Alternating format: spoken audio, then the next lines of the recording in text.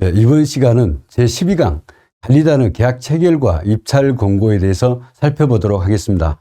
반갑습니다. 임용태입니다.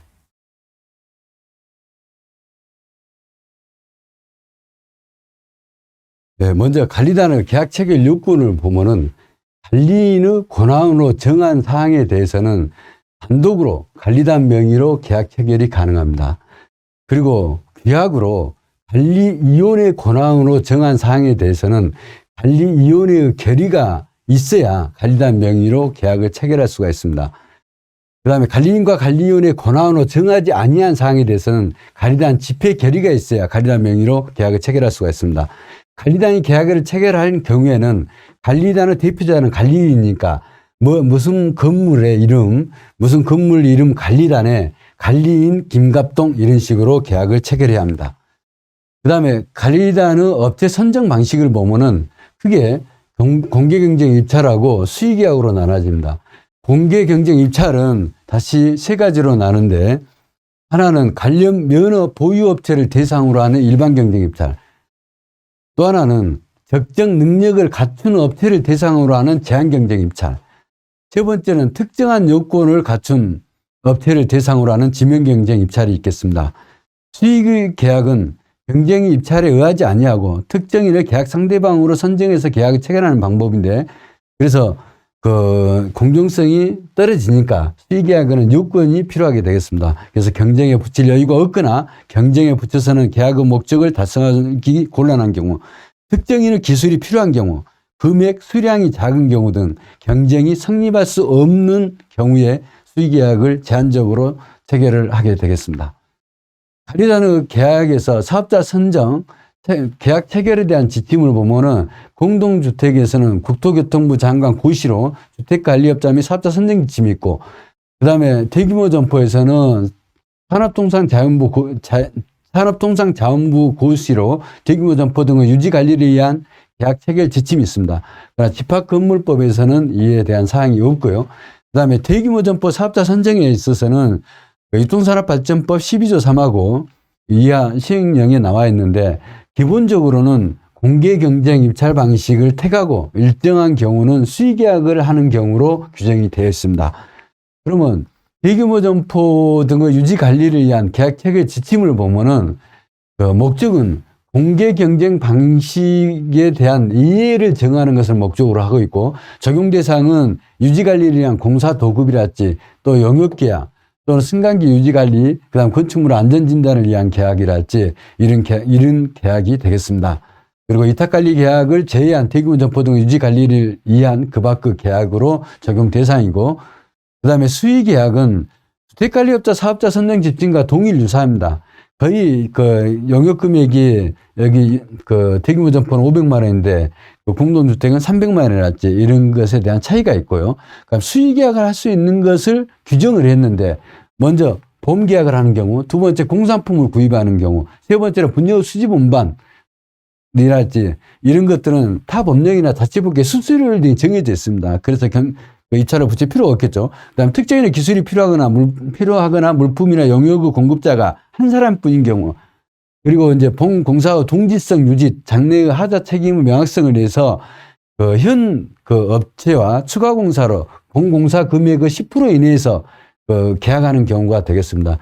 그 다음에 공사 및 영역 등의 계약 대금이 500만 원 미만인 경우, 공동주택 300만 원 미만이고, 이럴 때, 그러나 이거는 이 500만 원을 시기나 금액을 나눠서 이렇게 입찰할 수는, 동일한 내용을 나눠서 입찰할 수는 없는 거고, 이 500만 원에 대한 것은 1000만 원 이하로서 관리 기종으로 달리 정할 수도 있습니다. 공동주택은 2000만 원이죠. 그 다음에 이 입찰이 2번 이상 유찰된 경우, 그 다음에 위탁관리 계약, 영역 계약 종료하여 갱신하는 경우, 갱신할 때 입점 상인의 10분의 1 이상이 반대한 경우에는 공개경쟁 입찰로 계약을 체결해야 됩니다. 자, 주택관리업자 사업자 선정 방법에 대해서는 국토교통부 장관 지침으로 잘 이렇게 규정이 되어 있습니다. 주택관리업자, 사업자 이렇게 구분하고 공사, 용역, 물품, 기타, 그리고 계약 대상물로 해서 쭉 나와 있고, 입찰 방법은 경쟁입찰, 금액 300만 원 이하는 예의다, 수의계약이다 이런 내용이고, 그 다음에 낙찰 방법에서 적격심사제, 계약자가 입주자 대표이냐 관리주체냐 이렇게 구분이 되어 있습니다. 입주자 대표인 경우가 네 가지가 있는데 공동주택 위탁관리, 그 다음에 하자보수, 장기수선, 전기안전관리가 있습니다. 전기안전관리는 전기안전관리법에 소유자 또는 임차인이 계약을 체결하도록 이렇게 되어 있습니다. 참고하시고요. 그 다음에 이제 입찰공고. 입찰공고는 지금 나온 것을 표준적으로 이렇게 정리를 했습니다만은 해당 집합 건물의 실정이나 영역의 특성에 따라서 계약의 특성에 따라서 그 용도에 맞춰서 적용을 하면 되겠습니다. 입찰 공고 방법은 해당 집합 건물 인터넷 홈페이지 나왔지, 입찰 전문 사이트, 또 전문지, 그 다음에 공동주택 같은 경우에는 공동주택 정보관리 시스템 이렇게 하면 될 것이고요. 공고 시기는 입찰서 제출 마감일로부터 기산하여 10일 이내에 해야 되고, 긴급한 경우는 5일 전으로 공고가 가능하고, 현장 설명회는 입찰서 제출 마감일 전일부터 기산해서 5일 전에 개최해야 됩니다. 입찰 공고 내용은 기본적인 사항입니다. 사업 개요, 현장 설명회 개최할 때는 거기에 관련된 내용, 입찰의 종류, 낙찰 방법, 그 다음에 입찰서 제출 서류에 관한 사항, 개찰의 일시 장소, 그리고 참가 자격에 관한 사항, 또 무효로 한 경우가 있을 때는 무효 이유를 알리는 방법, 그 다음에 입찰 관련 유의사항, 그 다음에 계약 체결에 관한 사항, 입찰 보증금 기속에 관한 사항, 그 밖에 입찰에 필요한 사항을 정해서 입찰 공고를 하면 되겠습니다. 참가 자격의 제한은 수의계약도 마찬가지인데, 예를 들어서 면허 등록이 필요한데 면허 등록이 없는 사람을 선정을 하면 안 될 거 아닙니까? 그리고 해당 법령에 영업정지 처분을 받고 영업정지 기간 중에 있는 경우, 국세지방세를 체납한 자, 그 다음에 해당 입찰과 관련해서 물품, 금품, 발전기금 등을 직원이랄지 구분소유자, 사용자, 입주자 대표 이렇게 구성원들에게 제공한 자, 그 다음에 해당 대표위원회, 집합건물 관리위원회, 그 구성원, 그 다음에 관리사무소장, 또 관리인, 대기문제부 관리자 또는 관리 직원이 운영하는 거, 이해관계가 있기 때문에 배제해야 원당하겠죠.